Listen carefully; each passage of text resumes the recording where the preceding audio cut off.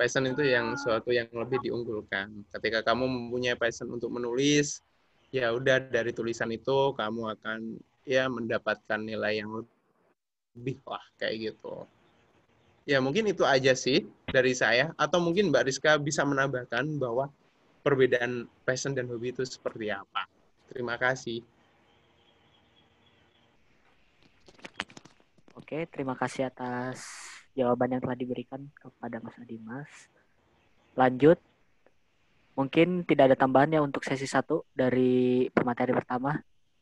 Kalau tidak ada, kita lanjut ke sesi diskusi yang kedua. Ini sudah ada pertanyaan yang masuk dan akan saya langsung bacakan. Yang pertama, Zidni dari Fakultas Sains dan Teknologi. Pertanyaan ditunjukkan kepada Mbak Rizka. Mbak, bagaimana cara untuk menyeimbangkan agar seirama antara organisasi dengan akademik? Untuk pertanyaan yang kedua dari Mbak Aisyah, pertanyaan ditunjukkan kepada Mas Adimas. Pertanyaannya, pada pendaftaran beasiswa luar negeri ke Cina, apa tantangan tersulit yang dihadapi selama mengikuti seleksinya? Dan bagaimana Mas mengatasinya? Untuk pertanyaan yang terakhir, itu dari Muhammad Masur.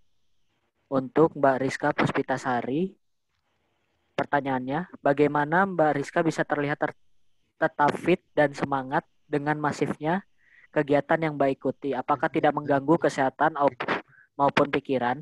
Dan apakah yang menjadi dorongan Mbak sehingga tetap semangat untuk berproses? Organisasi dan tolerin. Untuk yang terakhir, sekalian saja. Aduh. Dari Rosiatul Lain dari Saintek. Pertanyaan untuk Mas Adimas. Kalau ada ortu yang bilang gini, kuliah aja nggak perlu ikut organisasi. Dan ini tidak bisa ditolerir. Bagaimana sikap seorang anak harusnya? Mungkin itu ya. Pertanyaan dicukupkan sekian. Untuk sesi diskusi yang kedua, saya serahkan kepada pemateri kembali. Terima kasih.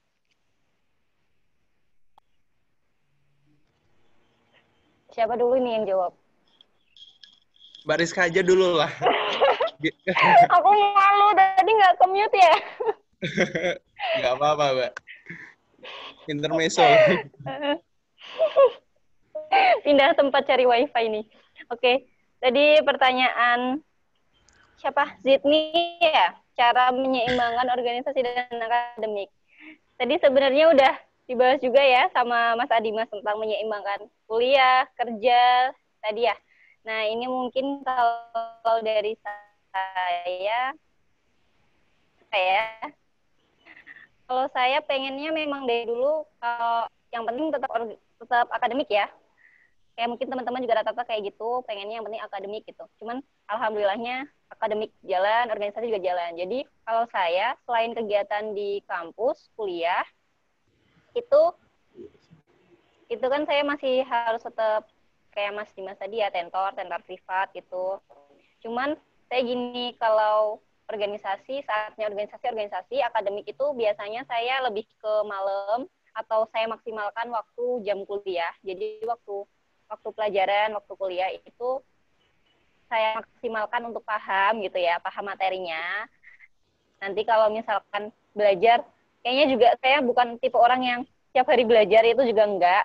Jadi belajar juga kalau memang pengen suka baca-baca aja, baca materi, atau mungkin kalau saya lebih suka lebih suka misalkan punya aplikasi itu isinya tentang materi-materi. Nah, mungkin kalau waktu luang gitu ya, itu bisa sambil baca-baca itu untuk akademik. Terus sama kayak Mas Dimas tadi, yang penting tuh kita punya planning. Saya selalu bikin planning di awal minggu. Misalkan jadwal les seperti ini, jadwal kuliah seperti ini, nanti jadwal organisasi atau rapat di sini itu pakai ya itu. Jadi di awal minggu, hari Minggu gitu ya, hari Minggu saya harus punya planning. Hari Senin tuh kayak gini, pulangnya jam segini, terus nanti tesnya jam segini, kayak gitu. Itu sih cara saya menyeimbangkan organisasi dan akademik. Terus untuk pertanyaan yang kedua tadi tentang bagaimana Mbak Rizka bisa terlihat tetap fit. Masa sih? Tetap fit dan semangat dalam masifnya kegiatan yang Mbak ikutin. Sebenarnya, apa ya, kalau saya prinsipnya itu bersyukur. Karena ketika kita bersyukur, saya bisa lebih bahagia. Bahagia dalam menjalani apapun.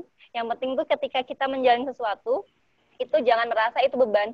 Jadi dianggap aja seneng gitu. Kamu bersyukur karena masih banyak mungkin orang-orang yang pengen ada di titik seperti saya, pengen ikut organisasi juga, dan ketika saya sudah mendapatkannya berarti saya harus melakukan itu semaksimal mungkin, semampu saya, kayak gitu. Itu yang bikin saya tetap semangat. Biasanya sih kayak misal sehari bisa padat full pindah tempat gitu ya, pindah dari rapat satu ke rapat lain, dari kegiatan satu ke kegiatan lain, itu ya cuman itu karena saya ingat alhamdulillah saya bisa di titik ini kayak gitu loh. Jadi kayak lebih bersyukur sih, bersyukur bisa di sini, terus semangat gitu. Terus kalau untuk tetap fit itu sebenarnya juga enggak sih, cuman ketika kita sedang berkomunikasi dengan orang lain, ketika kita sedang di depan orang banyak, itu ya tampakkan bahwa kamu baik-baik saja gitu. Walaupun mungkin di belakangnya ambiar gitu kan. Jadi emang pasti setiap orang juga kayak gitu nggak sih? Jadi ketika di depan orang kelihatannya baik-baik aja, profesional. Kita tetap profesional kerja, kita profesional dalam berorganisasi, seperti itu. Lalu apakah tidak mengganggu kesehatan atau pikiran? Itu sangat bullshit ketika aku bilang enggak gitu ya. Karena pasti mengganggu pikiran, pernah saya pernah drop apa ya waktu itu. Baru aja sih sebelum pandemi malahan saya drop karena memang waktu itu kegiatan Dema awal itu banyak kunjungan dan itu kayak seharian full. Prinsip saya itu dulu kayak harus kepegang semua. Jadi semua harus dapat gitu. Kayak Mas tadi kayak sedikit tapi bisa pegang tuh. Itu pernah kayak dipaksakan terus akhirnya saya drop. Nah, itu di situ kayak saya jadi kayak menyesal. Bukan menyesal sih, lebih kayak berarti nggak harus segala sesuatu itu harus kita pegang semua gitu. Ketika kita memang nggak mampu ya bisa kita lepaskan, cuman bukan lepaskan tanggung jawab ya. Kita lepaskan dengan mungkin kita memberi amanah ke yang lain atau minta tolong untuk ikut menggantikan gitu ya. Jadi bukan yang lepas tanggung jawab atau ini sih. Terus kalau misalkan kayak kesibukan yang apa sih kayak susah ya mungkin bagi waktunya, terus misalkan tadi banyak rapat-rapat gitu kan, itu saya lebih kayak kalau ada yang bisa saya kerjakan di rumah saya kerjakan gitu kan. Misalkan kalau tadi ketua ini ketua itu gitu kan dalam satu waktu, ya itu kan berarti ketua itu nggak kerja sendiri loh gitu. Kita punya banyak teman, kita punya banyak partner kerja yang itu pasti mereka bisa diajak kerja sama gitu. Jadi ketika kamu merasa lelah atau nggak fit gitu kan, itu ya bisa lah kita minta tolong ke mereka gitu. Jadi nggak dipaksain gitu. Terus apa sih dorongan agar tetap semangat berproses gitu kan pertanyaannya. Apa ya? Ya tadi bersyukur karena saya ngerasa apa ya, banyak orang yang pengen kayak saya juga gitu. Terus juga mungkin ya banyak yang kayak bilang enak ya, kok Mbak Rizka bisa kayak gini gitu. Kok Mbak Rizka enak bisa dapat beasiswa gitu. Hello, jadi nggak semudah itu gitu loh. Jadi saya pernah terjatuh juga. Saya pernah gagal berkali-kali gitu. Kalau termasuk dalam hal akademik pun saya juga pernah ditolak universitas berkali-kali. Tadi di CV kan juga ada, saya nggak langsung lulus langsung kuliah, itu enggak. Saya kerja dulu, saya cari pengalaman dulu kayak gitu. Itu sih. Jadi saya tetap semangatnya di situ. Kalau semangat berprosesnya itu berawal dari dulu waktu saya kerja ya. Jadi waktu saya kerja mungkin udah kerja nih, gajinya udah lumayan tinggi gitu kan. Ngapain sih kuliah gitu kan biasanya. Cuman saat itu saya waktu kerja, saya kerja tapi saya tetap ngelesin private gitu. Sedangkan murid saya itu SMA gitu. Terus saya berpikir, kalau saya kuliah, terus saya lulusan SMA, saya ngelesin kali aja ilmunya lebih tinggi loh daripada saya gitu, lebih tinggi daripada saya, terus kayak gimana gitu nggak sih. Jadi akhirnya saya tetap kuliah, akhirnya kerjaannya saya lepas, saya tetap kuliah, saya tetap ngelesin gitu kan. Sebenarnya kalau ngelesin itu bukan untuk cari duit gitu ya, lebih ke kayak pengen kalau saya pengen bermanfaat gitu buat orang lain. Soalnya ketika kita bisa membagikan ilmu itu, sebenarnya itu banyak sekali manfaat yang kita dapat. Juga itu juga bisa bermanfaat buat orang lain gitu aja sih. Mungkin Mas Dimas yang lebih berpengalaman, aduh senior banget pokoknya. Itu bisa menambahkan, Mas. Aduh maaf kalau saya ada yang salah kata, silakan. Saya sepertinya nggak perlu nambahin sih. Karena apa? Seperti yang udah dialami Mbak Rizka itu, katanya pengen mencoba hadir semua kesibukannya, pengen semuanya ya, pengen terangkum. Itu ya emang kenyataannya kayak gitu, nggak bisa. Kita harus ada priority utama, kayak gitu loh. Pernah saya dulu, emang tujuan saya kuliah di UIN dulu itu bukan buat akademik loh, jujur loh. Buat ikut namanya organisasi di situ. Karena dari SMA saya udah dikenalin sama guru-guru saya. Dan notabene dulu itu saya SD sampai SMA ya itu sih namanya pemikiran, filsafat, network itu berubah haluan gitu loh. Nggak akademik lagi aku. Tapi ya itu langsung udahlah, yang penting saya kuliah di Jogja di UIN bisa merasakan iklim organisasinya seperti apa. Tapi kenyataannya pas semester 1 itu IPK saya itu 2,98 dan pernah dapat nilai B- atau nggak B per C gara-gara saya nggak ikut ulangan harian fisika. Padahal udah izin ya, itu nggak ada tolerin dari dosen itu, dan itu, wah, ini pukulan banget nih. Saya harus bisa nyeimbangi antara akademik dan organisasi. Tapi ya itu, porsinya kita harus punya prioritas masing-masing, seperti yang udah dipaparkan Mbak Rizka, kayak gitu. Untuk masalah menjaga imun itu, yang penting ada dua. Kita menjaga secara lahiriah dan juga batiniah. Lahiriahnya apa? Kita makan sehat, pola hidup teratur, tidurnya teratur. Yang ketiga, lahiriahnya apa? Kita harus care sama diri sendiri. Atau bahkan kalau perlu, harus juga ada eksternal yang care ke kita. Kalau nggak perhatian lah dari orang lain, entah itu dari orang tua kita ataupun yang lain kayak gitu. Dan mungkin itu sih, untuk tadi pertanyaan yang beasiswa ya, ke Cina ya. Sedikit cerita aja, dulu beasiswa bidik misi itu nggak boleh demo. Nggak tahu sekarang seperti apa. Tapi ya kalau kalian, saya nggak ngajarin demo lah ya. Dalam artian apa? Demo itu baik.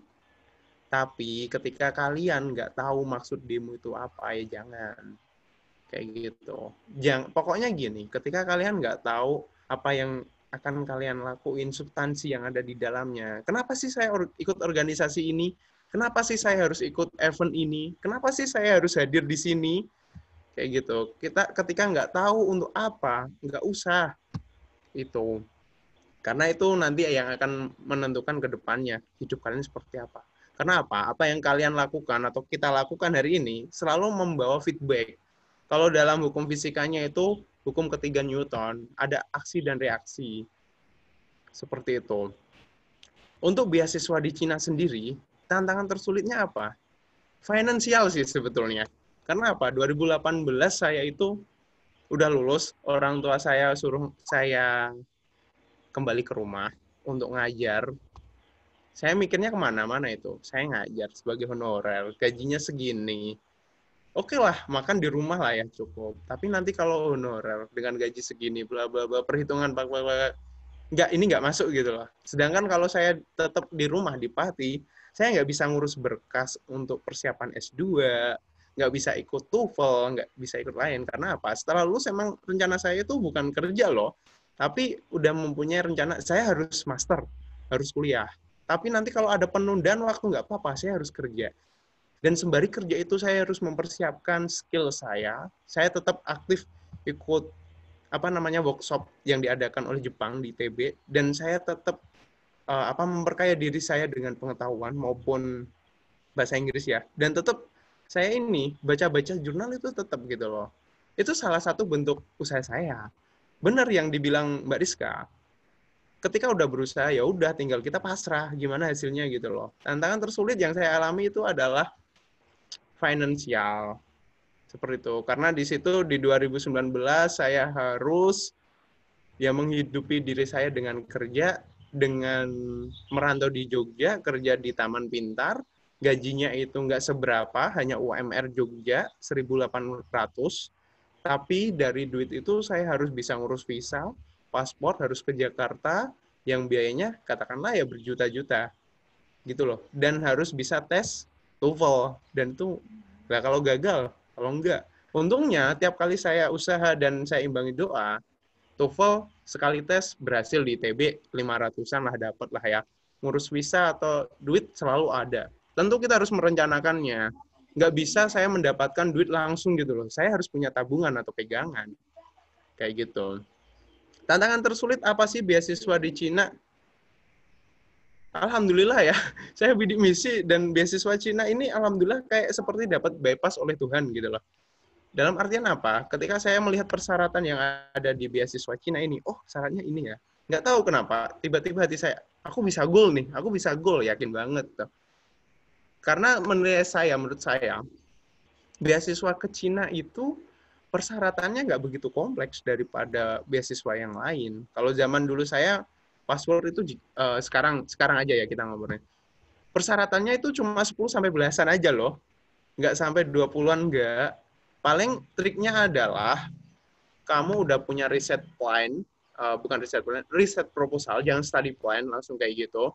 Terus kamu punya prestasi akademik dan ataupun apa nih namanya, sertifikat workshop yang bersesuaian dengan jurusanmu, kayak gitu. Ketika 3 ini udah ada nih, dan udah dapat LOE, tentu akan approve gitu loh. Dan saya alhamdulillahnya nggak melalui proses wawancara di embassy. Ada beberapa teman saya yang maju dari perwakilan LIPI diwawancara dulu gitu, layaknya beasiswa. Kalau saya nggak, alhamdulillah cuma store dokumen ke embassy, baik file maupun hard file-nya, nunggu panggilan, udah langsung berangkat ke Cina kayak gitu.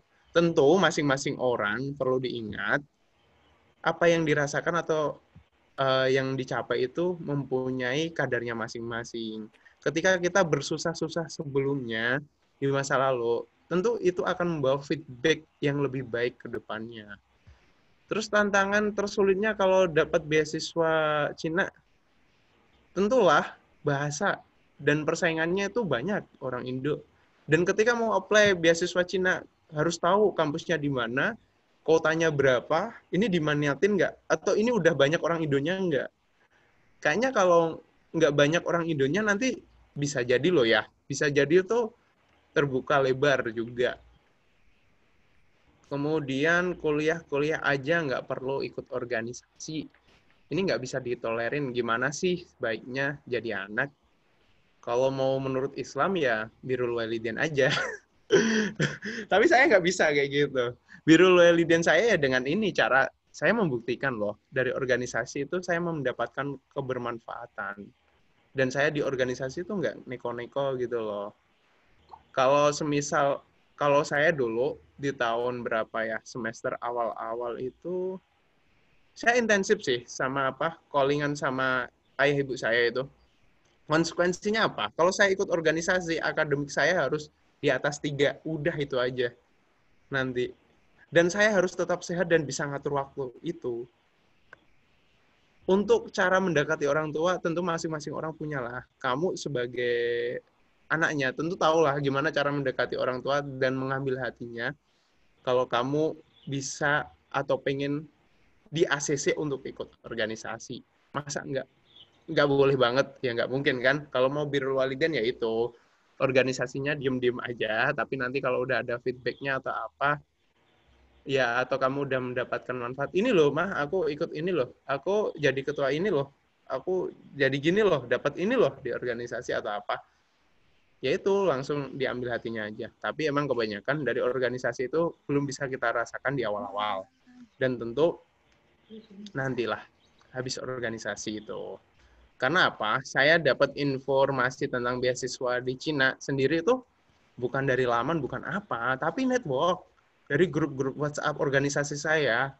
Kayak gitu loh. Oh, ada pendaftaran ini loh. Dan itu jarang loh ada yang nge-share kayak beasiswa itu. Yang commonly kan paling kan kita disuruh ikut program apa ya kayak Click Cooking atau lah sahabat beasiswa lah kayak gitu kan.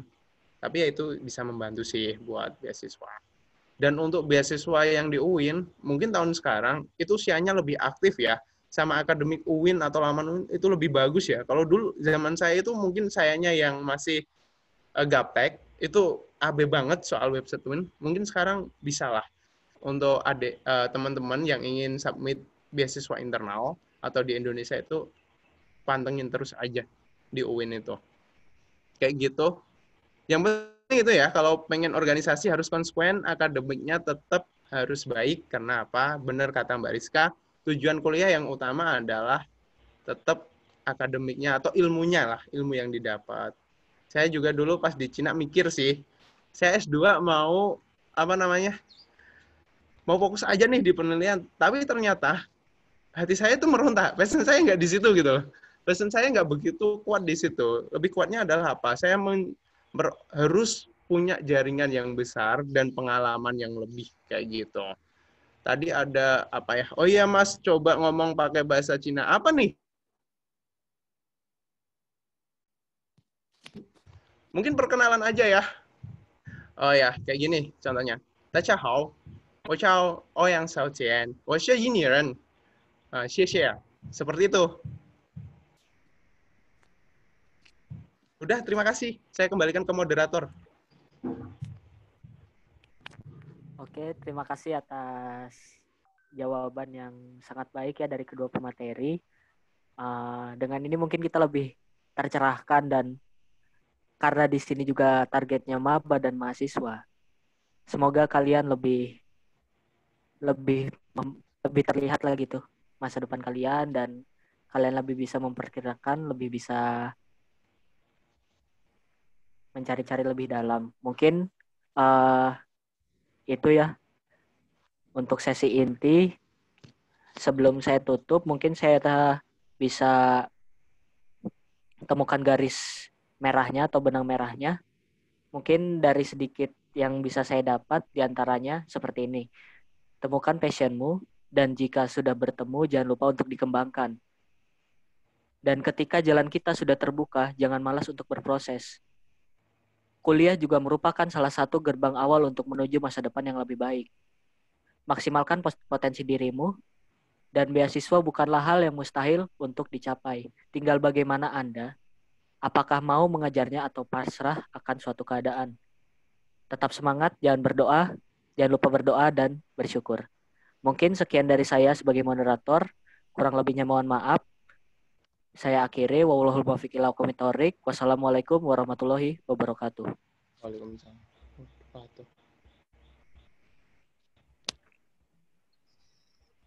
Terima kasih pada moderator yang telah memandu jalan acara ini. Untuk acara yang selanjutnya adalah pembacaan doa yang akan dibacakan oleh Saudara Alfian. Kepada Saudara Alfian dipersilahkan. Assalamualaikum warahmatullahi wabarakatuh. Marilah kita tutup acara pada siang hari ini dengan membaca doa, yaitu suratul Fatihah dan ditutup dengan doa kafaratul majelis. Al-Fatihah. A'udzubillahi minasyaitonirrajim. Bismillahirrahmanirrahim. Alhamdulillahirabbil alamin arrahmanirrahim maliki yaumiddin. Iyyaka na'budu wa iyyaka nasta'in. Ihdinas siratal mustaqim. Siratal ladzina an'amta 'alaihim ghairil maghdubi 'alaihim waladdallin. Amin. Subhanakallahumma wa bihamdika asyhadu an la ilaha illa anta astaghfiruka wa atubu ilaik. Assalamualaikum warahmatullahi wabarakatuh.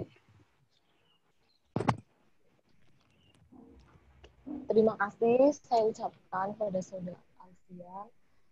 Untuk acara yang selanjutnya adalah sesi foto bersama. Kepada semua peserta webinar Sains Termonisasi, mohon untuk mengaktifkan video untuk keperluan pengambilan bersama. Silakan.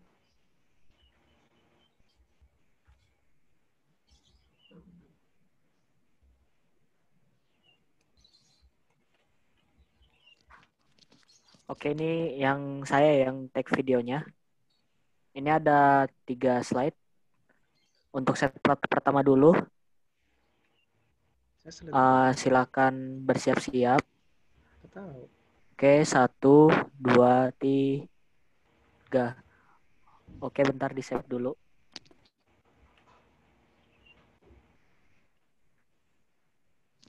Untuk yang selanjutnya di slide 2, silakan. Silakan videonya di-on-kan.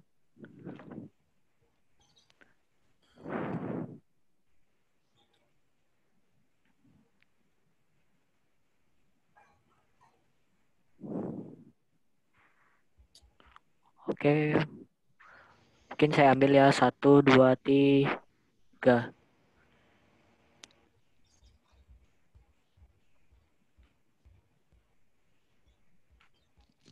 Untuk set yang terakhir, silakan bersiap-siap slide ketiga.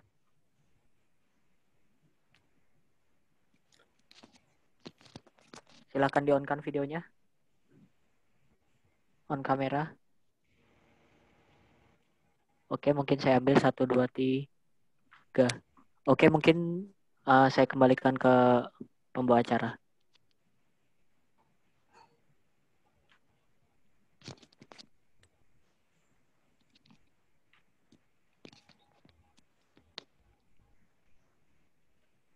Online apa tuh?